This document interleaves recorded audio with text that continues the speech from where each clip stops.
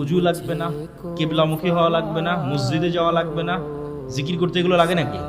কিচ্ছু লাগবে না। শুধু মানুষের গীবত, অপবাদ, নিন্দা করিয়েন না, অপ্রয়োজনীয় কথা বলিয়েন না, জিহ্বাটা বন্ধ রাখেন আর বলতে থাকেন লা ইলাহা ইল্লাল্লাহু ওয়াহদাহু লা শারীকা লাহু লাহুল মুলকু ওয়া লাহুল হামদু ওয়া হুয়া আলা কুল্লি শাইইন কাদির।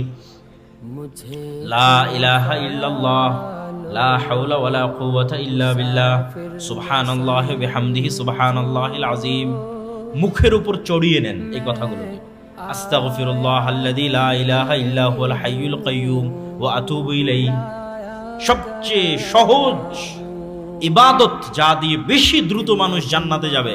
জিহ্বা থাকবে বন্ধ, মানে মানুষের সাথে কাজে ব্যবহার হবে না, আর জিকিরে থাকবে ব্যস্ত রব্বুল আলামিন।